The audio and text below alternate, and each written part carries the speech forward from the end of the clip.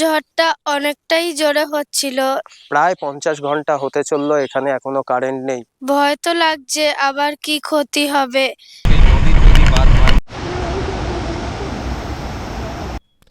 গত শুক্রবার অর্থাৎ 24শে মে আমি সকাল সকাল বেরিয়ে পড়েছিলাম সুন্দরবনের উদ্দেশ্যে। পূর্ব পরিচিত এক গাইডের সাথে আমার ভিডিও করার কথা ছিল। বিভিন্ন কারণবশত তার সাথে আমার সময় ম্যাচ করছিল না, আর ভিডিওটাও করা হচ্ছিল না। অবশেষে বেরিয়ে পড়লাম।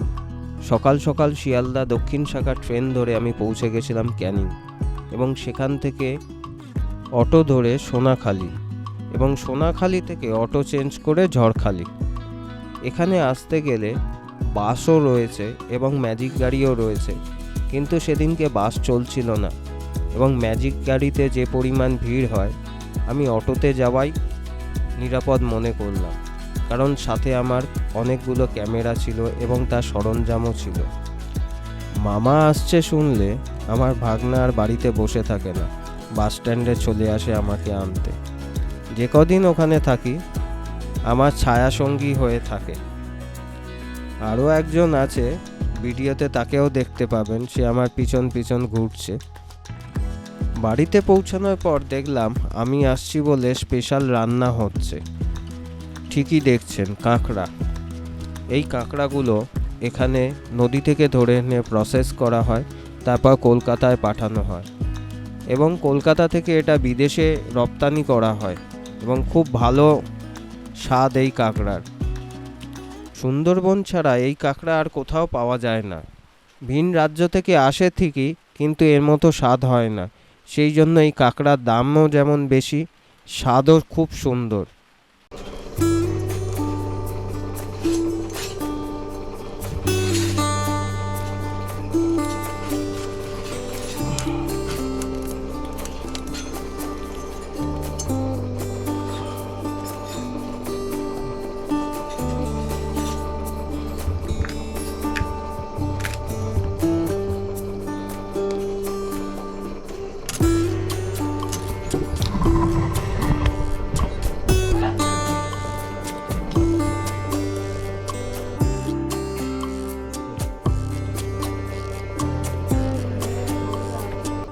সেদিনের আকাশ ছিল শরৎকালের মতো, এবং সাথে গরমও ছিল বেশ।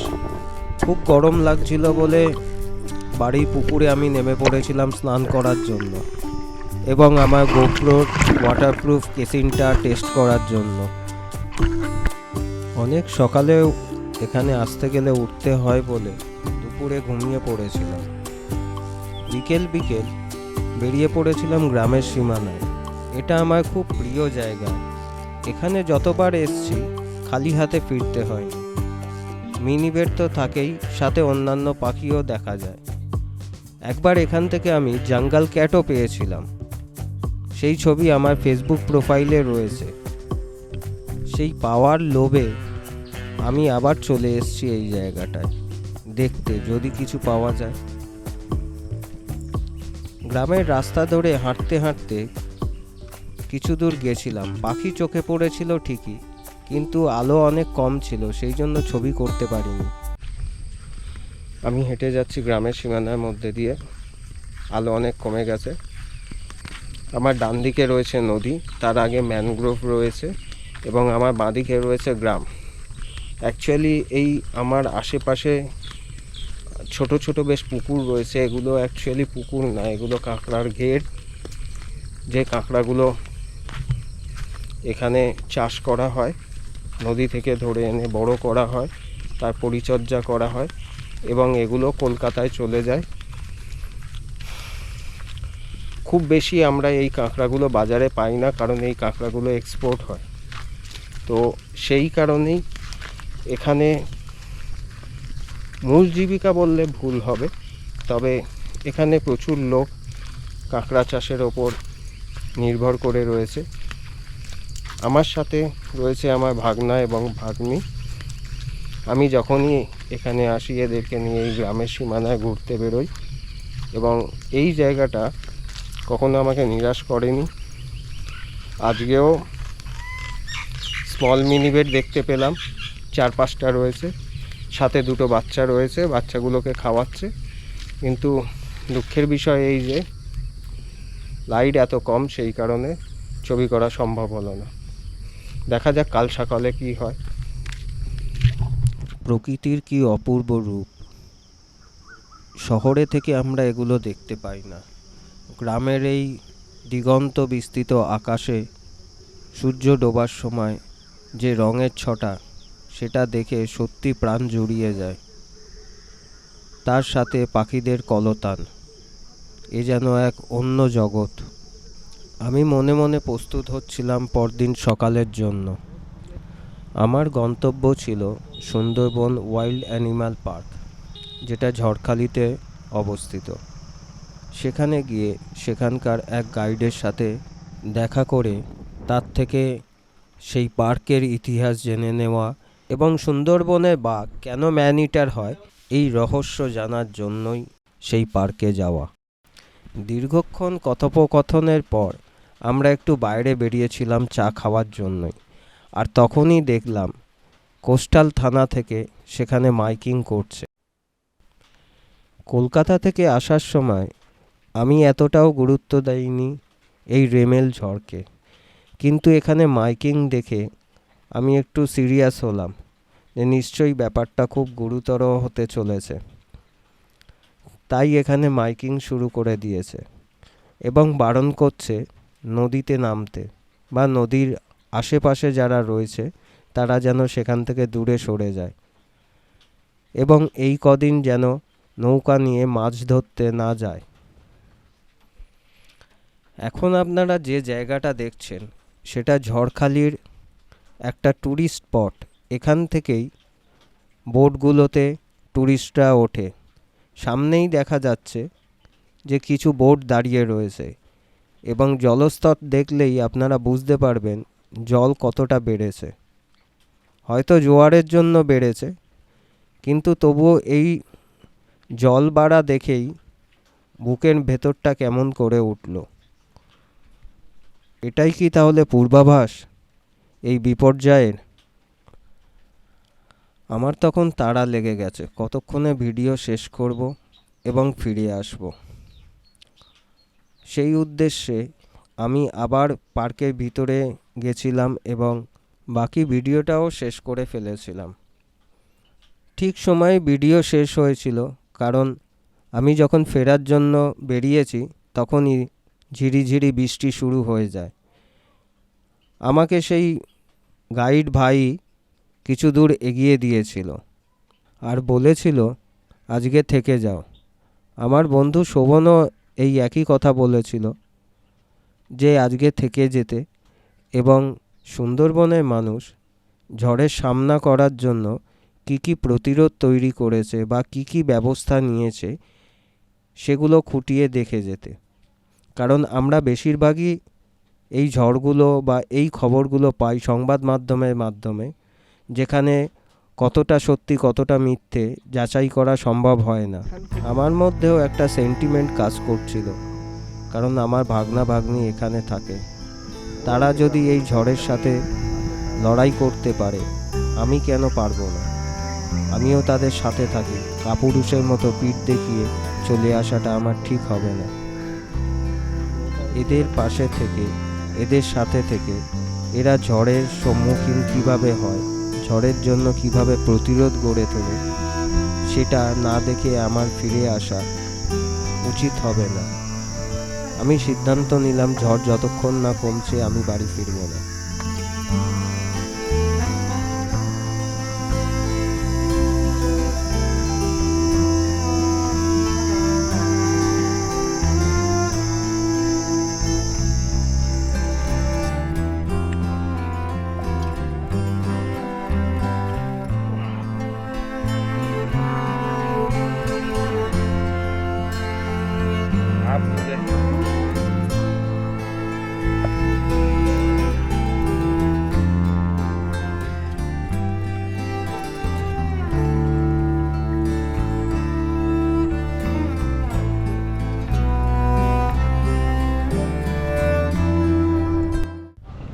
দুপুরের দিকে জানতে পারলাম যে সাউথ ডিভিশনে কোনো এক স্টেশনের কাছে ইলেকট্রিক তারের ওপর গাছ পড়ে যাওয়াতে ট্রেন চলাচল বন্ধ রয়েছে। মনে মনে ভাবলাম হয়তো ওপরওয়ালার এটাই ইচ্ছা, আমি যেন এখানে থেকে যাই। বিকেলবেলায় তাই বাইক নিয়ে বেরিয়ে পড়লাম গ্রামের ফেরিঘাটটার কাছে, দেখতে যে সেখানে জলের অবস্থা কেমন, কারণ সকালবেলাই দেখেছিলাম নদীর জল অনেকটা বেড়ে গেছে। আমরা সেই জায়গায় পৌঁছে যেটা দেখলাম সেটা আপনাদেরকেও দেখাই।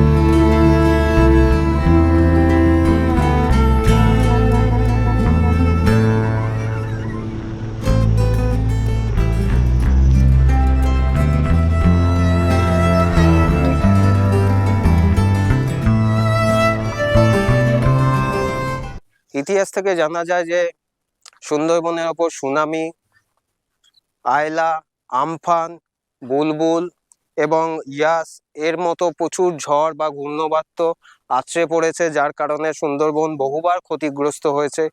বারবারই এই ম্যানগ্রোভ এখানকার আদিবাসীদের বাঁচিয়েছে। তো এইবারেও সেরকম একটা খবর টিভিতে দেখা যাচ্ছে এবং আমাদের সকলেই এই খবরটা জেনে গেছি। তো সুন্দরবনের বাসিন্দারা এই বিপর্যয় মোকাবিলা কিভাবে করবে বা তার জন্য কি প্রস্তুতি রয়েছে সেইগুলো আমি নিজের চোখে দেখার জন্য আমি চলে এসেছি ঝড়খালিতে। এবং আগামীকাল অর্থাৎ রবিবার এই ঘূর্ণবাত্যটা আছড়ে পড়বে বাংলাদেশের দিকে, কিন্তু এটা পাস করবে সুন্দরবনের উপকূলবর্তী অঞ্চল দিয়ে। তো আমি এবার চাক্ষুষ দেখতে চাই। এতকাল দেখেছি যে খবরের মাধ্যমে এরা এখানে যে বিপর্যয় হয়েছে তার ছবি। এবারে আমি রয়েছি ঝড়খালিতে, সুন্দরবন, এখান থেকে নদীও বেশি দূর নয়। তো আমি দেখতে চাই এখানকার বাসিন্দারা এর জন্য কিভাবে তৈরি, এবং এখানকার যে ম্যানগ্রোভ রয়েছে, আমার সামনের দিকেই গ্রামের সীমানা, সেখানে ম্যানগ্রোভ রয়েছে। এই ম্যানগ্রোভ কিভাবে এই ঝড়টাকে বা বিপর্যয়টাকে আটকায়। প্রকৃতির সাথে যুদ্ধ করে মানুষ কি জিততে পারবে এটাই দেখার, নাকি প্রাকৃতিক এই বিপর্যয়কে প্রকৃতি আটকাবে সেটা দেখার আগ্রহ নিয়ে ঝড়খালি বাসিন্দাদের সাথে আমি রয়েছি। তাদের সাথেই দেখব, তারা তো এতকাল ধরে বিপর্যয় তাদের চোখের সামনে দেখেছে এবং অলরেডি তারা পানীয় জলের জন্য পানীয় জলের ব্যবস্থা করে নিয়েছে। এখানে মিনারেল ওয়াটার পাওয়া যায়, সেই জলগুলো তারা আজকে থেকেই স্টোর করা শুরু করেছে। এবং তাদের ফোন বলুন বা এই জাতীয় জিনিসগুলো বলুন, যেগুলো প্রয়োজনীয় জিনিস বা লাইট, এমার্জেন্সি লাইট সেগুলোকে আজকে থেকেই চার্জ করা শুরু করে দেবে, কারণ কালকে যদি এই ঝড় শুরু হয় তো অবধারিত 2-3 দিন কারেন্ট থাকবে না এবং জলও পাওয়া যাবে না। নদীর জল যদি ঢুকে পড়ে তাহলে আরো বড় বিপর্যয়। তো কালকের জন্য সবাই অপেক্ষায় এবং ভয়ে রয়েছে যে এবার নাকি বড় ক্ষতি হতে চলেছে। তো কালকে চেষ্টা করব এবং সম্ভব হলে আপনাদের কাছে তুলে ধরার চেষ্টা করব যে ঝড় কত জোরে হচ্ছে, আদৌ ঝড় হচ্ছে না শুধু বৃষ্টি হচ্ছে, এবং ক্ষতি কি হচ্ছে তার যতখানি সম্ভব আমার দ্বারা আমি সেটা করার চেষ্টা করব। এবং আমার ক্যামেরা, ফোন এবং যে মাইক রয়েছে সেগুলোকেও আজকে চার্জ দিয়ে রাখার চেষ্টা করব, কারণ কালকে হয়তো কারেন্ট নাও থাকতে পারে এবং আমি সেইগুলো যদি না করতে পারি ভিডিও করতে পারবো না। আমার ভাগ্নি আমার সাথে রয়েছে। ছোট থেকে বললে ভুল হবে, একটু বড় অবস্থা থেকেই এখানে পড়াশোনা করছে, এখানে রয়েছে, আগে কলকাতায় থাকতো। তো ও আমফান ঝড়টা ও দেখেছে, আমফানের সময় যে ক্ষতি হয়েছিল বা ঝড়ে দেখেছে। তো আমি ওকে একখানা জিনিস জিজ্ঞেস করব, যখন ঝড় হচ্ছিল কত জোরে ঝড় হচ্ছিল? ঝড়টা অনেকটাই জোরে হচ্ছিল, যা আমাদের ঘরের চাল ঢাল উড়ে গেছিল। টিন ঠিন সব গাছের উপরে এঁটে হয়ে গেছিল। আচ্ছা, কালকেও যে একখানা ঝড় আসছে, সেই ঝড় আসছে বলে ভয় লাগছে না? ভয় তো লাগছে, আবার কি ক্ষতি হবে তাও চিন্তা হচ্ছে, কি হবে কি না হবে সেটাই। আচ্ছা, এই যে ঝড়গুলো আসে, অনেকবার তুই দেখেছিস ঝড় আসতে, তো ঝড় আসার আগে তার জন্য কি প্রস্তুতি বাড়িতে নেওয়া হয়? তাতে প্রস্তুতি নেওয়া হয়, জলটা এনে রাখা হয়, অথচ ফোন টোন যেগুলো রয়েছে সেগুলো চার্জ দিয়ে নেওয়া হয়, লাইট, এমার্জেন্সি লাইট টাইট সবই চার্জ দিয়ে নেওয়া হয়। ঝড় বৃষ্টির সময় কারেন্ট নাও থাকতে পারে, তখন অসুবিধা হতে পারে, তাই আগের থেকে যোগাযোগ লাইট। করতে অসুবিধা হয়। তো এতক্ষণ মানে এই বাচ্চাটার মুখ থেকে শুনলেন যে এখানে ঝড় হলে মানুষ সত্যি আতঙ্কে থাকে এবং তার জন্য কি ব্যবস্থা করা হয় সেই ব্যবস্থাগুলো করে রেখেছে অলরেডি। সকালবেলা নদীর ধারে গেছিলাম, তখন দেখছিলাম যে কোস্টাল থানার পুলিশরা সেখানে মাইকিং করছে যে মাছ ধরতে যাবেন না, গভীর সমুদ্রে যাবেন না, বা যারা মধু নিতেও নদীতে নামেন তারা নামবেন না এবং নদী আশেপাশ থেকে সরে যাবেন। তো আমরা সত্যি আমিও একটু মানে উৎকণ্ঠার মধ্যে রয়েছি যে কালকে কি হবে। এখানে প্রচুর গরিব মানুষ থাকে, তাদের যদি এরকম, এই যে শুনলেন আমার ভাগ্নির মুখে, যদি চাল উড়ে যায় বা ঘরে ক্ষতিগ্রস্ত হয়, সবার তো পাকা বাড়ি নেই, তারা কিভাবে তার মোকাবিলা করবে সেইগুলো দেখার অপেক্ষায় রইলাম এবং সেইগুলো আপনাদের সামনে তুলে ধরার আপ্রাণ চেষ্টা আমি করব। পরদিন সকাল অর্থাৎ 26শে মে রবিবার সকাল থেকেই আকাশে ভারী মেঘের আনাগোনা এবং তার সাথে তীব্র হাওয়া। একটু পরেই শুরু হলো বৃষ্টি। প্রচন্ড হাওয়া, সাথে গুড়ি গুড়ি বৃষ্টি পড়ছে। সকালে একশো বৃষ্টি হয়ে গেছে, আকাশে মেঘ ভর্তি, জোরে হাওয়াই চলছে। তো সবাই আতঙ্কের মধ্যে রয়েছে এবং যে যার সেফটির জন্য এরকম ব্যবস্থা করে নিয়েছে। সুন্দরবনের ভয় একটাই, সামনে গ্রামের সীমানায় নদী রয়েছে, সেই নদীর যদি বাঁধ ভাঙে তাহলে ঝড়খালি গ্রামের সবাই অনেক বিপদে পড়বে, কারণ নোনা জল ঢুকে যাবে এবং ঘরবাড়ি জলের তলায় আংশিক বা সম্পূর্ণ নিমজ্জিত হয়ে যেতে পারে। সাথে থাকুন, সঙ্গে থাকুন, দেখতে থাকুন, কোনো আপডেট এলে আবার আপনাদেরকে জানাবো। ওই যে দূরে গ্রামের সীমানা, একবার মনে হলো যাই, ওখানে জলস্তর কতটা বেড়েছে দেখি। ভাগনাকে বলতে সে এক কথায় রাজি হয়ে গেল। নদীর সীমানায় যাচ্ছি, জলের প্রকোপ কতটা বেড়েছে দেখার জন্য। অলরেডি সকাল থেকে তো বৃষ্টি হচ্ছে, গ্রামের মাঠের আল ধরে নদীর সীমানায় যেতে সুবিধা।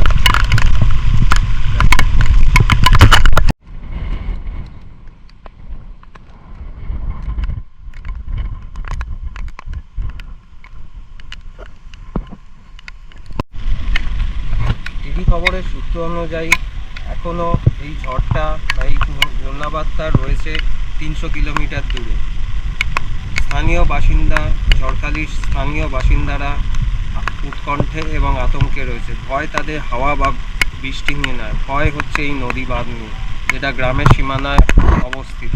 এবং আমার এই সাইডে আমি বলবো একটু দেখাতে, এই সাইডে এই যে জলস্তর, এই জলস্তর যদি এই সীমানাকে ক্রস করে যায়, বিপদ তখনই আসে।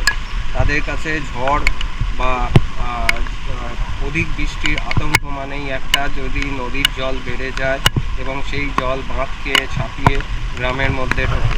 আমি এখন রয়েছি গ্রামের বাঁধের ওপরে, একবার জলস্তর দেখার জন্যই গ্রামের বাঁধে এসছি। এখন সকাল প্রায় একটা বাজে। তো এখনই জলের অবস্থা এরকম। তো মানুষ, এখানকার স্থানীয় মানুষরা সেই চিন্তাতেই আছে যে নদী বাঁধ যেন ভেঙে না যায়। ঝড় হোক, এর আগেও ঝড় বৃষ্টি হয়েছে, সেগুলো এখানকার মানুষ সামলে নিতে পেরেছে, কিন্তু নদী বাঁধ ভেঙে গেলে আমার সামনের দিকে রয়েছে প্রচুর পুকুর, যেখানে কাঁচা এবং মাছ চাষ হয়, তাদের অর্থনৈতিকভাবে প্রচুর ক্ষতি হবে।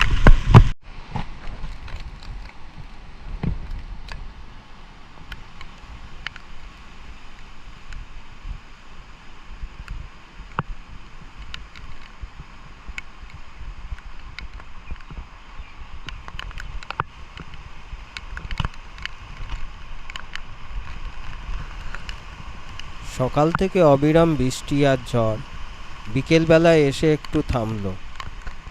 সেই সময়টায় বৃষ্টি পড়ছিল না, তাই আমরা বেরিয়ে পড়লাম গ্রামে যে ফেরিঘাট আছে সেখানে। জল কতটা উঠেছে বা জলের স্তর কতখানি দেখবার জন্য, এবং ঝড় বৃষ্টিতে কোনো ক্ষয়ক্ষতি হয়েছে কিনা সেগুলো দেখার জন্য।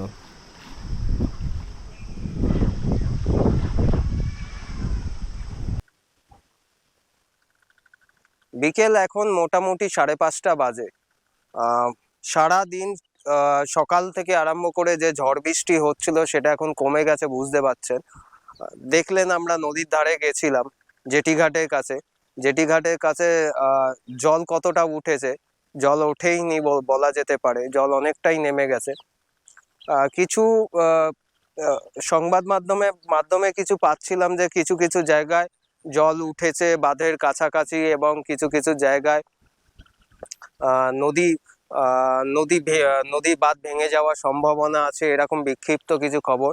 কিন্তু ঝড়খালি 1 নম্বরে আমি রয়েছি, ঝড়খালি 1 নম্বরের আমি এখনই গেছিলাম জেটিঘাটের কাছে। সেই জায়গায় কিন্তু সেরকম কোনো বিপর্যস্ত ঘটনা ঘটেনি। কিছু জায়গায় গাছ ভেঙে পড়েছে বা কিছু বাড়ি ক্ষতি হয়ে থাকতে পারে, কারণ পুরোটা ঘুরে দেখতে পারিনি। প্রচুর কাদা রয়েছে, এঁটেল মাটি যেহেতু রয়েছে সেহেতু হড়কে যাওয়ার সম্ভাবনা প্রচুর, সেই কারণে পুরোটা দেখা হয়নি। তবুও এখানকার মানুষ, এই যে ঝড়টা হয়েছে, এদের কাছে এই ঝড়টা কালবৈশাখী ঝড়ের মতো, এর থেকে বেশি কিছু নয়। কারণ বিগত দিনে এর থেকে ভয়ঙ্কর ঝড়ের সম্মুখীন এরা হয়েছে, সেখানে প্রচুর ক্ষতিগ্রস্ত হয়েছে, আপনারা জানেন সেগুলো। আয়লা থেকে আমফান, সুনামি, এগুলোর সাথে এরা অভ্যস্ত, এরা সেইভাবে প্রস্তুত হয়েছিল, সেই জন্য বিশেষ কিছু ক্ষতি এদের হয়নি। গতকাল রাতে সংবাদ মাধ্যমে যেটা বলা হচ্ছিল যে গতকাল রাতে ঝড়ের প্রকোপ খুব হবে। তো গতকাল রাতে কতটা হয়েছে সেটা আমি টের পাইনি, কিন্তু সকালবেলা থেকে দেখতে পেয়েছি প্রচুর ঝোড়ো হাওয়া, এবং সেই সাথে অনর্গল বৃষ্টি হয়ে যাচ্ছিল। কিন্তু এখন সেটা অনেকটা কমেছে। এবার আমি কাল সকালে আবার বেরোবো, এখন লাইট কমে আসছে, আমার ক্যামেরায় সব কিছু ধরতে পারবো না, লাইট কমে আসছে বলে কাল সকালে বেরোবো। কাল সকালে বেরিয়ে দেখব যে ঝড়খালির যে টুরিস্ট কেন্দ্রটা আছে, যেইখানে ভিডিও প্রথমে আপনারা দেখেছেন যে মাইকিং করছিল, সেই জায়গার কি অবস্থা, এবং সেই জায়গা অবধি পৌঁছাতে আশেপাশের যে গ্রামগুলো, সেইখানে রাস্তার ধারে যে গ্রামগুলো রয়েছে সেই গ্রামগুলোর কি ক্ষতি হয়েছে সেইগুলো আমি চেষ্টা করব ক্যামেরার মাধ্যমে আপনাদের সামনে তুলে ধরার। তো কাল সকালবেলায় না বেরোলে আমি এটা আপনাদের দেখাতে পারছি না। ততক্ষণ কাল সকালের অবধি আপনারা অপেক্ষা করুন। এবং এখানে যে অবস্থাটা, এখানে যেটা নিয়ে এখন আমিও প্রবলেমের মুখে পড়েছি, সেটা হচ্ছে প্রায় 30 ঘন্টা কি তার বেশি হতে চললো কারেন্ট এখানে নেই। ফোন চার্জ করতে খুব প্রবলেম এখানে। রাতের বেলা এমার্জেন্সি লাইট এখানকার লোকজন যারা যারা ব্যবহার করে, যেটার সাথে এরা অভ্যস্ত, সেই লাইটগুলো চার্জ দেওয়ার ব্যবস্থা নেই, কারণ কারেন্ট নেই। আর রোদ্দুর উঠছে না বলে সোলার প্যানেল থেকেও চার্জ দেওয়া যাচ্ছে না। তো এই প্রবলেমটার সাথে এরা এখন পড়েছে। তার জন্য বাজারে ওদিক থেকেই ফিরছি, বাজারের ওখানে দেখলাম জেনারেটর চালিয়ে ফোন চার্জ দেওয়ার ব্যবস্থা করেছে। তো আমিও যাব, এই ভিডিওটা শেষ করে আমিও যাব সেখানে গিয়ে চার্জ দেবো, কারণ ফোন না হলে, ফোন যদি অন না থাকে তাহলে পরিবারের সাথে যোগাযোগ রাখা যায় না, তাতে তারা চিন্তিত হয়। সেই কারণেই আমি একটু বাদে বেরোবো। এই প্রবলেমটার মুখে এখানকার গ্রামবাসী এখন পড়েছে। না বাঁধ ভেঙেছে, না নদীর জল ঢুকেছে যাতে এখানকার চাষের জমি এবং পুকুর ক্ষতি হয়, সেরকম কোনো ঘটনা ঘটেনি। তবে কাল সকালবেলা পুরোপুরি না দেখে আপনাদেরকে সেটা দেখাতে পাচ্ছি না যে কি ক্ষতি হয়েছে। তো কাল সকাল অবধি চ্যানেলের সাথে থাকুন।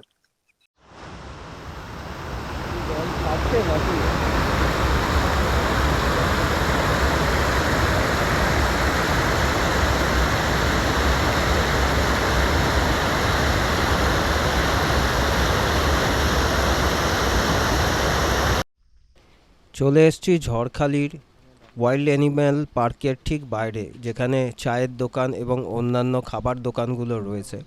25 তারিখে আপনারা দেখেছিলেন এখানে মাইকিং করছিল নদীতে না নামার জন্য। সেদিনকে আপনারা এটাও দেখেছিলেন যে নদীর জলস্তর কতখানি ছিল। আজও আমি সেখানে এসেছি এটা দেখাতে যে জলস্তর কতটা বেড়েছে বা ক্ষয়ক্ষতি কিছু হয়েছে কিনা। আকাশ ছিল মেঘলা, তাই পরিষ্কারভাবে সব কিছু বোঝা যাচ্ছিল না বা দেখা যাচ্ছিল না। ঝড়ের পূর্বাভাস পেয়েই এই ঘাট থেকে যে ট্যুরিস্ট বোটগুলো থাকে সেগুলোকে সরিয়ে নিয়ে যাওয়া হয়েছিল। একটাও বোট কিন্তু সেদিনকে ছিল না।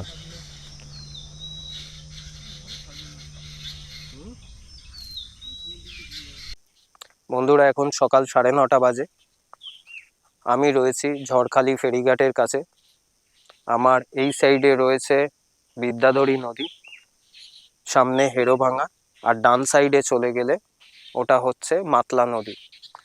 গতকালকে যে ঝড় জল হয়ে গেছে তার প্রকোপ এখানে কতটা পড়েছে সেটা দেখানোর জন্যই এখানে আসা। আমার সাথে স্থানীয় একজন রয়েছে, সে আসছে, তার থেকেও জিজ্ঞেস করব, এই পার্কে সে থাকে, তার থেকে জিজ্ঞেস করব যে ঝড়খালিতে ঝড় জলের প্রকোপে কতটা ক্ষতিগ্রস্ত হয়েছে। তো বর্তমানে নদীর দিকে তাকালে দেখা যাচ্ছে যে নদীর জল কিন্তু বিশেষ একটা বাড়েনি, বা যা বেড়েছে সেটা নেমে গেছে। সুতরাং বলা যেতে পারে বিপদ অনেকটাই এবারে ঝড়খালির বাসিন্দারা এড়িয়ে যেতে পেরেছে। তার মেন কারণ হচ্ছে এই ম্যানগ্রোভ অনেকটা ঝড়কে আটকে দেয়। আর আরও একটা কথা বলি, ঝড়ের সাথে ঝড়খালিবাসী বা সুন্দরবনবাসী অভ্যস্ত হয়ে গেছে, কারণ এর আগেও প্রচুর ঝড় এসছে। আয়লা, আমফান, বুলবুল, ইয়াস, এদের সাথে মোকাবিলা করতে করতে এরা বুঝে গেছে যে ঝড়ের মোকাবিলা কিভাবে করতে হয়। যাদের কাঁচা বাড়ি রয়েছে বা যাদের বাড়িতে অ্যাসবেস্টার চাল বা টিনের চাল রয়েছে, তারা সেই চালগুলোকে নৌকা বাঁধার দড়ি দিয়ে বেঁধে রাখে। আমি আপনাদেরকে সেই ভিডিও দেখাবো যে কিভাবে এরা প্রোটেকশন নেয়। সমস্যা একটা জায়গাতেই হয়, যদি নদীর জল ঢুকে পড়ে। কিছু কিছু জায়গায় শোনা গেছে যে নদীর বাঁধ দুর্বল ছিল, সেখান দিয়ে জল ঢুকেছে। ঝড়খালি ঢোকার আগে একটা জায়গা রয়েছে, সেই জায়গায়ও ভিডিও দেখা গেছে যে সেখানে জল ঢুকেছে। এরকম বিক্ষিপ্ত ঘটনা ছাড়া বিশেষ বড় কোনো ক্ষয়ক্ষতি, যেটা আয়লা, আমফান বা সুনামির সময় হয়েছিল, সেরকম কোনো ক্ষয়ক্ষতি হয়নি। কিন্তু প্রায় 50 ঘন্টা হতে চললো এখানে এখনো কারেন্ট নেই। মানুষ অনেক অসুবিধার মধ্যে পড়েছে, কারণ তাদের আত্মীয় স্বজনরা যোগাযোগ করার চেষ্টা করছে, অনেকের ফোন সুইচ অফ, ফোনে পাওয়া যাচ্ছে না। এবং বিদ্যুতের সমস্যার জন্য দিনের বেলাটা না হয় যেভাবেই কেটে যাক, রাতের বেলা কিন্তু প্রবলেমে পড়েছে। এখন সবাই তাকিয়ে রয়েছে যে কত তাড়াতাড়ি এখানে বিদ্যুৎ চলে আসে। এক কথায় বলা যেতে পারে এই যাত্রায় সুন্দরবনবাসী বড় একটা বিপদ থেকে রক্ষা পেল। কারণ ঝড়ে যতটা হয়েছে, সেই ঝড়টা বিগত দিনে যে ঝড়গুলো হয়েছিল তার মতো এত ক্ষতি সৃষ্টি করেনি। কিছু গাছের ডালপালা ভাঙা ছাড়া, কিছু নড়বড়ে বা কাঁচা বাড়ি ক্ষতি হওয়া ছাড়া বিশেষ কিছু ক্ষতি হয়নি। সব থেকে আতঙ্ক বারবার যেটা বলছি, যে নদীর জল যদি ঢুকে যায়, কারণ নোনা জল ঢুকে গেলে না তো চাষ হবে, না পুকুরে মাছগুলো বেঁচে থাকবে।